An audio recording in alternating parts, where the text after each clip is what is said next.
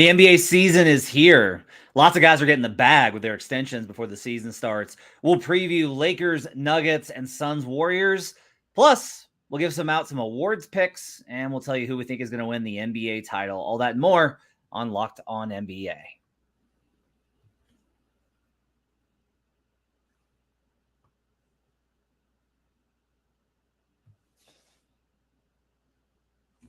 Welcome to Locked On NBA, your daily source for all things NBA from the Locked On Podcast Network.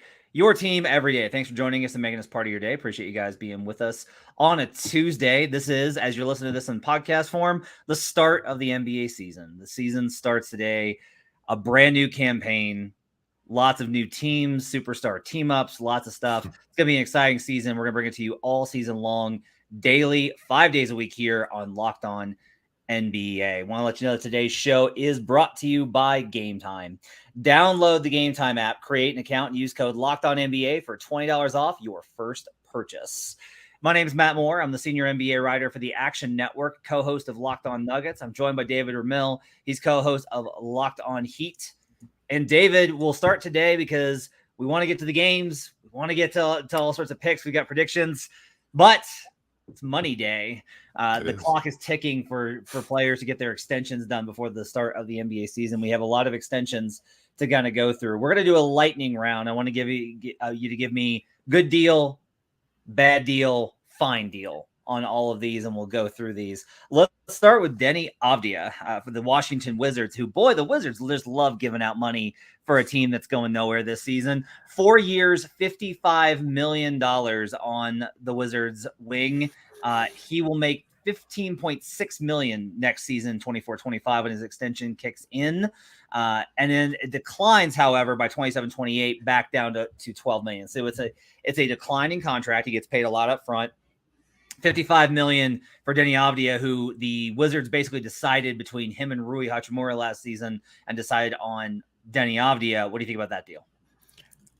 I want to say it's a good deal. I'm sure that Wizards fans probably agree with me. I think that he's a good player with still some potential to reach. I don't know if he's going to reach it on the Wizards because they just haven't been able to tap into a lot of the potential for some of their young players. But I think considering what the money's going to be like over the next couple of seasons in terms of the salary cap and everything else like that, it's not as egregious a deal as it sounds like. I know we're hearing that and we're getting some sticker shock here at hearing the numbers involved, but it's not that bad a deal for a 22-year-old player with some upside who's going to put up some decent numbers over the next couple of seasons. He's a good defender. I think he's got some potential offensively as well. I don't think it's a bad deal. What do you think? I lean a little bit towards bad. I think it's a bad deal for this team in particular. Is Avdija, by the end of this contract, is he going to be in a position to be part of your core that you're hoping to build with whatever you get in the draft? Probably not. I don't understand being like, yeah, we got Jordan Poole on this money, and we have Kyle Kuzma that we just re-signed for this amount of money, and we just gave Deni Avdija this new deal. Why? Like the big three. It's a lot of half measures, and I think the Wizards have tried half measures for too long. I get it. I'm not a big Avdija guy. I really like Rui. You kind of liked one or the other last season, and like they both can be good. I think Avdija can be fine. I don't think it's like a nightmare extension. It's fine. It maybe could wind up being really good. I leave it a little bit towards bad. He kind of leaves me cold, but hey, maybe he puts it together this season. He certainly is off to a great start with the amount of side eye that he's giving Jordan Poole in the backcourt in preseason. Nuggets big man Zeke Naji, 4 years, $32 million. This is a fine deal. The Nuggets basically gave him this amount because they need contracts that they can move later. They are going the opposite route of the Bucks, which the Bucks were like, we're going to clear. Nobody's going to get paid except for basically the big four, Bobby Portis and Grayson Allen. And like now it's like those four and Pat Connaughton, right? That's it. And everybody else was on minimum contracts, like Wes Matthews and Joe Ingles was on a low budget deal. This is basically the Nuggets saying, okay, we think you can grow into something. And if you do, great, we'll probably trade you. And if you don't, fine, we'll probably trade you. That's probably what this looks like. I don't have a lot of still have a lot of questions about Naji, but he is a switchable defender. He's an underrated perimeter defender. They mess with his shot by reworking it. They have confidence it's going to come around. I'm a little skeptical of it. I think it's a fine deal. It's definitely not great, but it's also definitely not terrible. I think this is a fine deal. What's the numbers again on the contract? 4 years, 32. It's 8 per. Yeah, that's not bad. Yeah, it's fair. I'm not a big fan though, and I know a lot of franchises have to operate this way of giving this money because you're scared of losing a player, and then also with that kind of idea, you know what? In a couple of years, you're probably going to be gone anyway, because you kind of would like them to have some kind of a consistency of an idea of what you might be, and the hope that you could turn into that player, or maybe a good idea of what you could turn into. So I get it. It's not, doesn't seem like, again, you know the team much better than I do. And if you think it's something that they have some small amount of faith in that he can continue to develop, it seems like a fine deal. Pacers forward Aaron Nesmith agreed to a 3-year, $33 million flat 11 years each year deal over the course of the deal. 3 years, $33 million with the Pacers.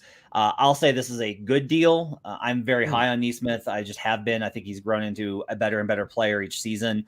37% from three last season, 43% from the field. He's got some defensive chops. I think he actually started to get some minutes last season and started to make something of himself. I actually think he'll pick it up this season and be a part of what I think is going to be a pretty good team. At $11 million per, I like this deal for a pretty young player. I don't understand the reasoning behind getting him this money now when you still have Buddy Hield under contract. And I think I would have liked to have seen them maybe hold on. I know, again, there's a deadline to try and get this done before the season starts and everything else like that. But I think you could have given him an opportunity to move Buddy, showcase what Nesmith can do, and then come up with a fair number that way, or at least a more appropriate gauge of what kind of a player he is. I'm not a Nesmith guy myself. I remember him struggling a lot in Boston, and I know that he took a leap last year with some more playing time. I just don't know if he's necessarily going to live into it. Either way, the contract's not a big deal, so it's not a bad problem necessarily, but I'm not sure that he's earned that just yet based on what he's done over the NBA career. You obviously cover the Heat, but you also keep a pretty close eye on Orlando, and they face Miami quite often. The Magic announced that they are extending Cole Anthony with a pretty sizable deal on this new contract. Cole Anthony winds up with, I'm trying to find the details on it. But with Cole Anthony now kind of back for them, what is it that you kind of think that Anthony brings to them? And did you think this is a good or bad deal? At first, I was a little surprised because we heard like some rumors and rumblings over the summer that he was looking for a trade because he couldn't get that opportunity to get the extension done, maybe some concerns about playing time and things of that sort. And then he's finally hammered into a deal. I think the Magic are lucky to have a guy like Anthony. I think he's still got a lot of potential. I like what he brings to the table. He's still a quick, explosive guard. He's an erratic shot sometimes, but I think he's a pretty good player overall. I think the numbers, again, they seem jarring at first, but when you consider his impact on a young team, I like the idea of keeping a nucleus together and being able to continue to build it for a couple of years down the road. This is a big season for Anthony and for the Magic to continue to show that they're just not potential waiting to happen, that they can actually start to realize it on the court. Yeah, 3 years, $39 million. I promise I had actually looked up and seen that before we went on. I just blanked out on it when I was on my list. 3 years, $39 million for Cole Anthony. I'm going to disagree with you here. I'm going to say it's a bad deal. They pursued trading him. This has become like a really pretty constant thing, and it keeps giving me whiplash, even though it's happened like 6 or 7 times in the last couple of years, where I hear a team is looking to trade a guy. They don't want to extend him. They're looking to trade him. They're trying to find value. They can't do it. Oh, we didn't want this guy and we're trying to move him for other things, but we couldn't. So now I guess we'll give him another 3 years and $13 million per year. And I'm just like, but why not just not do that? Like there are other options here, I think, even if the deal is not necessarily perfect. But, when I talk to executives, they're like, well, that's not really how it works. You can't really do a deal when everybody knows that you're just trying to dump him. You're going to get nothing back, and then you just lose the asset. Versus you put him on this deal and maybe he turns into a star and maybe he doesn't. Maybe he turns into a really good player and maybe he doesn't. And you can always trade him later. But what you can't do is just not sign him and then he leaves. And then you got to deal with restricted free agency and all that. So that's where these kind of decisions come from. I just personally don't look at, I think if Cole was going to take the leap and be the guy that they need, they probably would have identified that earlier.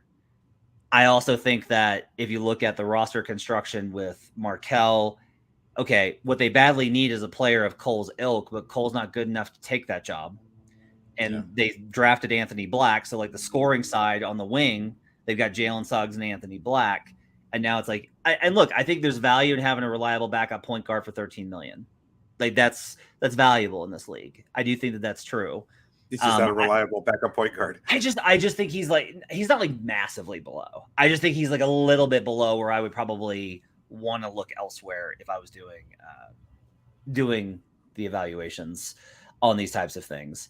So some of the bigger ones that got done today, in particular, Jaden McDaniels. Whew, Jaden got the bag. Jaden McDaniels agreed to a 5-year, $135 million contract with the Minnesota Timberwolves.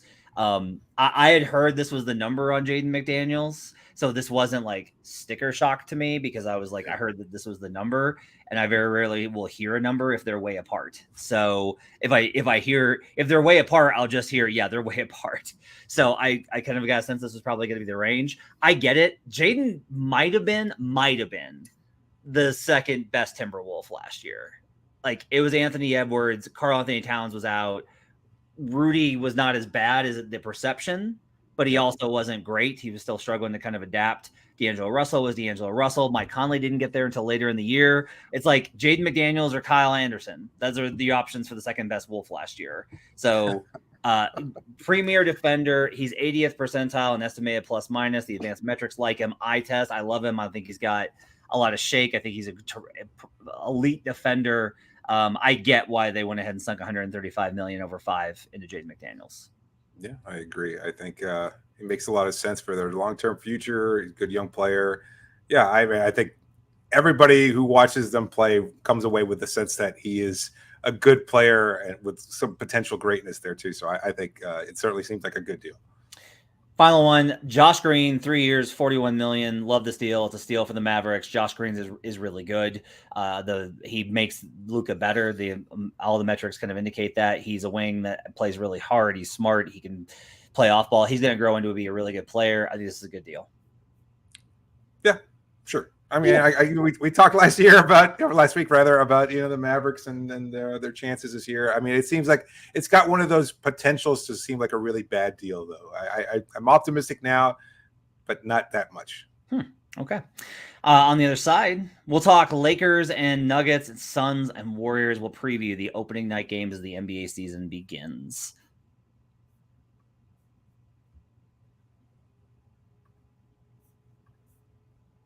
Right now, I want to tell you about FanDuel Sportsbook.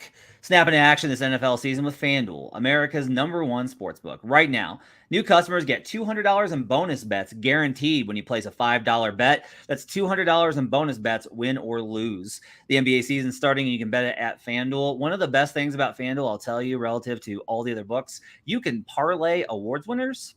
So I got myself a Nikola Jokic to win MVP, Victor Wembanyama to win Rookie of the Year, and Miami Heat's own Bam Adebayo to win Defensive Player of the Year. I got that at 53-1. So pretty good return on that parlay. I'll let you bet into these things later in the season, so you can check that out at FanDuel. The app is so easy to use. They offer a wide range of options, spreads, player props, over-unders, and more. Visit FanDuel.com/lockedon and kick off the NFL season. FanDuel, official partner of the NFL. We'll be right back on Locked On NBA.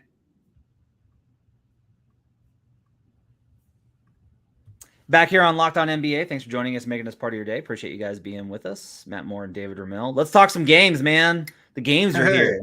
We actually have games tonight. I'm very excited for it. I'll be in the building for the Nuggets unveiling their first ever franchise banner. A lot of excitement in the building for that. Lakers promising to shut up all that trash talk from the Nuggets. What trash talk is that, you ask? A reporter said something a couple months back, and Michael Malone made some comments on a podcast back in like July, and that's it. But we're doing the whole, though, the Nuggets trash talking, LeBron's gonna shut them up, that thing. I find this narrative to be obnoxious, if you can't tell. I do think it's going to be an interesting matchup, though. Anthony Davis looks like he has leveled up in terms of he worked on his jumper all summer. That's significant because he was really limited in how he was able to punish the Nuggets. They're probably going to use the Rui defense on Nikola Jokic to try and keep AD out of foul trouble and hopefully not get run over the way that he was in that Western Conference Finals series. What are you expecting from LeBron and company in this matchup? I think they're going to be fired up. I think LeBron in particular at this stage in his career, and he's always done this, but I mean, even now you need this kind of perceived slights to find an extra reason to gear up at age 38 and year 21. He just needs something more, and he's going to come out there fired up. AD, I think, is going to have a big game. I'm totally predicting a Lakers win that's going to suck all the air out of Ball Arena, and it's not going to make any difference because the Nuggets don't care because it's just one game out of 82, and it's going to feed the whole narrative of Nikola Jovic not giving a damn and loving his horses more than basketball and everything else. But just so many different fun storylines that are going to manifest in this totally meaningless game to start the season. And again, I think it's just going to wind up being like, to the Lakers, it matters. To the Nuggets, it does not. And it's great to see the banner hanging in there, none of which matters on Tuesday night. And I think it's just going to be a fun game, and I think the Lakers wind up stealing it. I do remember the biggest analogy I can think of here. The Nuggets are a better team than the 2012-13 Mavericks or 2011-12 Mavericks were, because the Mavericks lost all those guys in free agency after the lockout, and Cuban kind of panicked, honestly, with team building, like Tyson Chandler departs, etc. But I remember LeBron had to watch the Mavericks hang the banner and then just absolutely demolished them, just eradicated them. Now, he loves that stuff. Right? This is not LeBron. Yeah. And in my opinion, this Lakers team is nowhere near that Heat team. Sidebar, the 2011 to 2014 Heat, the further we get away from them, the more they're diminished. Please remember that team was a monster that destroyed teams. I called them the flying death machine. Like, that's one of the best teams that we've ever seen, and people tend to forget it because they lost 2 finals. That was a monster, but that is kind of a comparison of how LeBron can get up for these games. Anthony Davis has said, like, oh yeah, we've got that one circled. Can't wait for this. We're really excited for it. Now, personally, if I'm a Lakers fan, that makes me like a little bit weary, because I don't think you ever want Anthony Davis in the spot where he's got to really bow up and show how tough and strong he is. You want him like beating up on undersized teams in January playing for Orlando. Like, wow. Wendell Carter Jr.'s out, like that's really where AD hulks up and dunks and flexes. But I also think that it's entirely possible AD drops like 45 tomorrow night, because he's an incredible player, and that jumper does look a lot. Who does Jonathan Isaac think he is? He can't stop me. Yeah, a lot of that. Additionally, I think Austin Reeves has a pretty big game. The Nuggets don't really game plan much for him, and he's going to run the second unit where the Nuggets are really weak. I will tell you this: if the Nuggets have an early lead, the Lakers will come back, because the Nuggets second unit is going to be run by Jamal Murray and a stagger with Reggie Jackson. The Nuggets are going to bleed in those minutes. It's going to be ugly. So just like last year, the non-Jokic minutes are going to be really rough. If the Lakers can get a lead after the first Jokic minutes, then they'll be in a good spot to control this game and possibly get the win. And the late contest, the new look Phoenix Suns with Bradley Beal until next to Kevin Durant and a whole new cast of role players take on the Golden State Warriors in the first game with Chris Paul. Andrew Wiggins back for the Warriors, but no Draymond Green. It was reported before we came on the live show that we're doing right now that Draymond Green will not play in the season opener tomorrow for the Golden State Warriors. Obviously, that's a big boost to the Suns. The Warriors actually last season had a worse record with Steph and without Draymond than they did with Draymond without Steph. That's the first time that's happened since Steve Kerr arrived, since Draymond Green and the Kerr era. So I still lean a little bit towards the Warriors here. I just think I think this team has a lot of weapons to be able to match up with the Suns. I particularly like Kevon Looney being able to go up against Yusuf Nurkic. Like, that's a matchup that I like Looney quite a bit in. I'll be curious to see kind of how the Chris Paul stagger minutes go, what that looks like versus Bradley Beal. Devin Booker should have a big game, though Andrew Wiggins is a pretty good defender. It'll be curious to see kind of what the Suns. My biggest question with this one is, what does the Suns offense look like? Are they going to shoot enough threes and just what does their offense look like, given that this is a team with extremely high efficiency personnel, but they haven't shot threes as a team, and Frank Vogel's teams haven't shot threes as a group. So the Warriors might be able to get an edge if Klay Thompson, Steph Curry, and Chris Paul are bombing from three. That to me is going to be a key for who gets the first win of the season tomorrow night. It's going to be an interesting matchup because, I mean, Phoenix's offense looks so great during the preseason, and there's no reason to doubt that it wouldn't take a step up. But without Draymond there, can Golden State do just enough defensively to limit Phoenix? I tend to think that that's not the case, even though they are at home and they play so much better there, etc. I think I like Phoenix's chances, but I am curious to see what that Chris Paul lineup looks like. I cannot wrap my mind around that concept, but it should be an interesting one for sure. Who will have the most points on opening night? Oh, that is a great question. Most points opening night. Devin Booker. That was going to be my answer. I agree. Devin Booker leads all scorers on opening night. You heard it here first on Locked On NBA. We'll talk a little bit about the season-long picks. We'll talk about awards. We'll go through who we think is going to win the awards. We'll talk about who we think is going to make the conference finals and who will bring home the Larry O'Brien. We'll do that on the other side on Locked On NBA. Let's talk about Game Time. David, I went to what I think is America's best outdoor music venue. Red Rocks? Red Rocks Amphitheater. Last week we caught a show there. It was absolutely phenomenal. It was so beautiful. You get to overlook the city. There are these giant red rock caverns surrounding you. The music is awesome. Every time I hear an artist talk about it, they talk about how excited they are to be there. And we got there with tickets from Game Time. They were on Game Time and we were able to find them. And then after the show, my wife wanted to go catch an Avalanche game. And she was like, man, I can't, these tickets are crazy. I'm not shilling here. I'm genuinely saying this. I told her, I was like, check Game Time. And she's like, okay, Mr. Locked On. I was like, no, seriously, like go check Game Time. She opens up the app and she goes down and she searches for Avs tickets. And she finds them for just an unbelievable price. Like these tickets are so affordable and they're for the next day. And that's the best thing about Game Time is you can get these tickets up to the day, the hour, the minute of the event, even after it starts. It's the place to find last minute seats. Find exclusive flash deals and sponsor deals on tickets for football, basketball, baseball, concerts, comedy, theater, and more. With zone deals, you pick the section and Game Time picks the seats for an average of 18% savings. And the Game Time guarantee means you'll always get the best price. If you find tickets in the same section and row for less, Game Time will credit you 110% of the difference. Take the guesswork out of buying tickets with Game Time. Download the Game Time app, create an account, and use code LOCKEDONNBA for $20 off your first purchase. Terms apply. Again, create an account and redeem code LOCKEDONNBA for $20 off. Download Game Time today. Last minute tickets, lowest price, guaranteed. We'll be right back on Locked On NBA.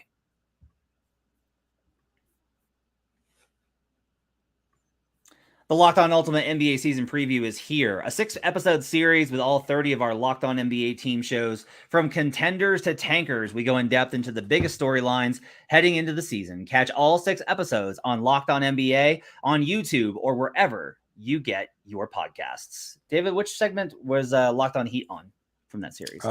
They were into contenders. Really? Oh, that's nice of Nick to throw you guys a bone. So, well, let's do title stuff first. Actually, let's start there. All right, we're gonna go through some season predictions here.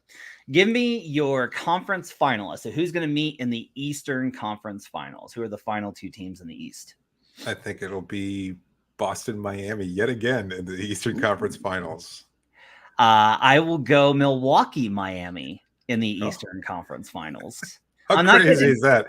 I know. So, how insane is that? Yeah, I mean, this is the thing. I talked about this when I did this. I gave out Heat as a best bet on my other podcast, which is betting related, because I was like, look, you have to find the 3rd best team in the Eastern Conference that you think if one of them falls, if one of them slips, or if they fall into the same bracket, if like the Cavs get the 1 seed somehow and it's Celtics Bucks in the same side of the bracket, they both can't make the conference finals. So you got to find that 3rd team. It's not the Cavs. I'm not betting on JB Bickerstaff, right? I go through the options and I'm like, oh man, it's probably the Heat. It's it's probably the Heat again. So it's interesting that you've got Boston and I've got Milwaukee there facing Miami. Who do you think wins and goes to the finals? I think it's Boston. Okay. Yeah. I'll take Milwaukee there. I'll take Milwaukee going to the finals. Giannis and Dame, they're fragile, but I will just say like that combination is going to be really pretty amazing. And I like the matchup with Boston as well. I know I don't want to get into it because I just feel like I've made some comments recently and I don't doubt Milwaukee. I just think it's a lot more, and fragile is a good word. I think it's like very tenuous there. They could win a hell of a lot of games. But when the playoffs come around and it all depends on like a matchup or an injury defining a series, it hasn't worked out well for the Bucks except for a couple seasons ago. Yeah, Dame's going to be so mad when they take a charge and hurt him in that series. Rough. In the Western Conference Finals, who do you think are going to match up? In the Western Conference, I think it's Phoenix, Denver. Okay. I will take, this is a shocker, I'm going to take Denver versus Minnesota. Ooh. Conference finals. I think the Nuggets have the best starting five in basketball, and I think that the Minnesota Timberwolves are set for a really great season. I love everything about how this team projects, and I will tell you that until the Steven Adams injury, I would have said Memphis. I was ready to go all in on Memphis this season, and the Steven Adams injury takes them too far out. I think they will be a really tough team this season, though.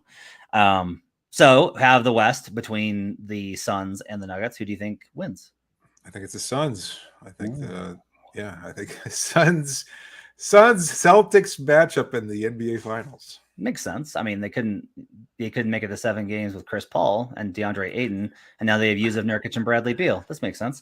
I'll take the Nuggets. They have the best starting five in basketball. Rudy Gobert has nightmares about Nikola Jokic. I think it'll be like a really validating series for Karl Anthony Towns, but I'll go ahead and take this. By the way, if you're listening to this and you're like, you're insane. Look, it could be the Suns. It could be the Warriors. It could be the Lake. Like, I'm giving you something where I'm like, hey, I actually genuinely believe the Wolves are really good. And this is a pick that sets me apart. Like, I could see this happening. It's if you're just like, what is the most probabilistic outcome? Well, you just look at the odds. The odds say it's Suns Nuggets. That's what the odds say. Okay, so you've got Suns versus Celtics. Who do you think wins? I think it's the Celtics. Okay, Boston Celtics win the Drew Holiday edition. Kristaps Porzingis, NBA champion. Jason Tatum, Finals MVP, I assume? Yes. Okay, I will go. This is tough, man. Bucks Nuggets would be a heck of a series. I will go Nuggets. This is a homer. This sounds like a homer pick, even though I'm not a Nuggets fan. I just don't like the matchup for Milwaukee versus Denver in particular. They've really struggled with Denver because of what Jokic is able to do to Brook Lopez. If it's Celtics, if we flip it up and it's Celtics Nuggets, I think the Celtics win. If we flip it up and it's, if it's Suns versus Bucks, then boy, that one's tough. I think it might lean a little bit towards probably Bucks because of the defense. If they get there, they're presumably healthy. I'll take them, but that would be a heck of a series again. And if it's Heat versus any of them, the other team's going to win. Fair. Let's do this. Most valuable player. Who do you think is going to come home with the MVP award this season? Oh, I have no idea. That is almost impossible. I think it's Jokic again. I mean, that's the easy answer and the right one probably. But there's just a lot of different options, and I wonder if all the different conversations that are just meaningless and BS over the offseason are just going to drive people away from seeing what's right in front of them, that he is the best player on the planet. But yeah, he's the MVP. I am taking Shai Gilgeous-Alexander. Wow. Yep. Wow. I know you've talked about the odds on that being pretty good, but he would have to have not just a monster season, like Oklahoma City in the playoffs to what, top 4 seed in the West? Yeah. Like I'm saying they get to like 49.5 to 50 wins, like between 49 and 50 wins. They just scrape it out and his numbers are better. And there's no other candidate that's quite as good. If you ask me for like the most reasonable answer here, it's Jason Tatum. It's the Celtics are going to win a ton of games. He's going to have awesome stats. Like Jason Tatum is the most likely winner, but I'll take Shai Gilgeous-Alexander as I believe this could happen because he is that good. Over Jovic, over Doncic too. Like, what are the numbers on him too? You just said Jovic for the second time. I didn't correct you the first time, but Jokic. Sorry, you did it whatever. twice. It's really funny. Shea's numbers actually match up very well. Like he averaged 30 points last year with better defense. He's not going to have the assist that Doncic does, but if you think that the Thunder can have more wins, which I think they can, they may not, but they can, it matches up pretty well. The question here is about the Nuggets and what that looks like, because I think the Nuggets are actually going to struggle a little bit in the regular season. That's why I think that's possible. Defensive player of the year. Same pick as yours. Bam Adebayo. It should be Bam Adebayo. I don't know what's going to take for voters to get it through their heads for the league. It's not just the voters. I'll say this: league people too are like, yeah, no, Bam's good, and I'm like, no, like that's it. Like Bam is the guy. Like he's the best defender in the NBA. Block more shots. I think he's going to. I think he's going to do that a little bit more. I think he's also like everybody saw what he was capable of during the postseason and realized what a great defender he is. And I think the kind of stories about the offseason and everything else, kind of like just the shift in the narrative part of it, which plays such a big part of how people make these kind of decisions, will start to shift a little bit. In his case, I think we're going to see a team like Boston with good defense, and you're going to see, well, you know what, with Drew Holiday there, is Tatum really that good a defender? Is Jaylen Brown that good a defender? And Kristaps, et cetera. Is Giannis? Who knows what's going to happen with Giannis? His numbers are probably going to be a little bit down, having to make up for Dame's defensive, problems. So I could see the shifting in Bam's favor. Let's do Rookie of the Year. I mean, Chet Holmgren, right? If Shai Gilgeous-Alexander is going to win MVP, then why not Chet Holmgren? Nice, I like it. Yeah, so I really like jokingly, completely. I really like Scoot Henderson's chances. I really did. And then I watched preseason, and about 30 seconds of watching Victor Wembanyama, you're just like, what is happening? Like what is happening here? It is a revolutionary experience watching Victor Wembanyama. So I will take the safe pick here and say Victor Wembanyama. How about most improved player? This one, I'm curious to see what you'll say. Oh, most improved player. I actually have given this zero thought, and I know we talked about doing this. Give me your contender, and I'll come up with something in the meantime. Most improved player nowadays goes to a first-time All-Star. That's one of the things that it does. It goes to a first-time All-Star. Yeah.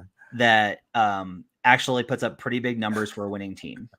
Surprisingly. Okay, I've got my pick. Tyler Hero, first-time All-Star. I think he's got a legitimate chance. I love it. That'd be great. That'd be really great. Is if like, yeah, Tyler Hero makes the All-Star team, and then they can, all the Heat fans, and by fans I mean media, can tweet at the Blazers people and talk about that. That's right. My pick is Desmond Bane.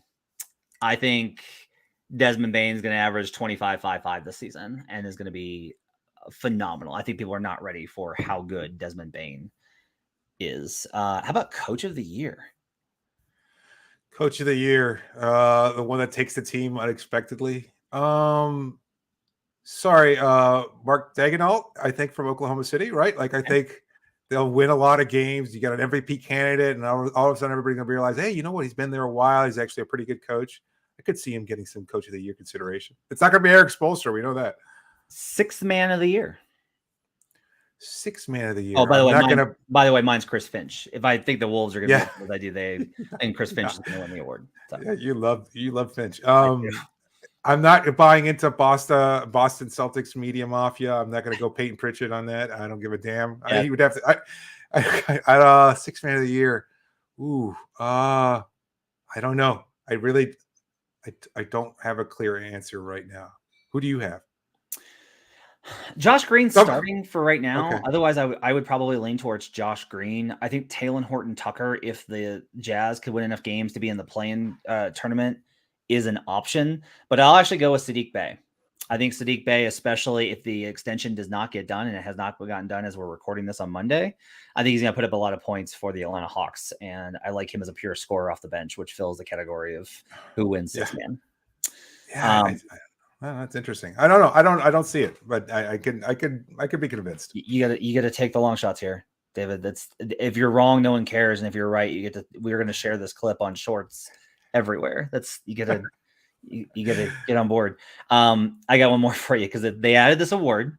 It's a serious award. The Clutch Player of the Year. Why not Shea again? Okay.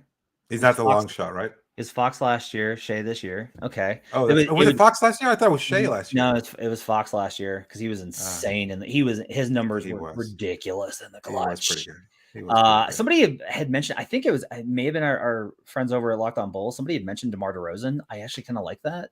Like, I think it's possible that if the Bulls are just in a bunch of games and DeRozan hits a bunch of game winners, like he's prone to do, it could definitely be that. Like, it's not playoff Clutch Player of the Year. So I think DeRozan's able to get there. So, okay. We've rolled through all of it. Breaking news as we're doing this podcast. We're recording on Monday afternoon. Onyeka Okongwu agreed to a 4-year, $62 million extension with the Atlanta Hawks. So 462. So that's an average of 15.5. Yeah. That's, to me, that's great money. I think that's a great deal for the Hawks. I think, if anything, honestly, them not being able to trade Capella earlier makes them be able to get this deal done for less, which is a steal for them. I think Okongwu is going to be a breakout player this season, and that extension is going to look cheap in 2 years. He's very good at a lot of things. Yeah, no, it sounds like a good deal. We were just talking about it. I thought we thought he might command even more money than this, right? But it seems like a pretty good deal, and he's an exciting young player. Let's go wrap it up for Locked On NBA. Enjoy the games. The NBA season is here. You can catch the reaction to the opening night on Wednesday's show with John Corrales and Jake Madison, as well as all throughout the week. We got Nick Angstadt and Pat the Designer, Adam Mares, and Wes Goldberg on Fridays. We'll see you guys again next Monday for the first Monday of NBA action. We'll record after the games are through, and I'll be putting that on Twitter on a live show. Thanks for joining us. Appreciate you guys being with us. We'll see you guys again next time on Locked On NBA.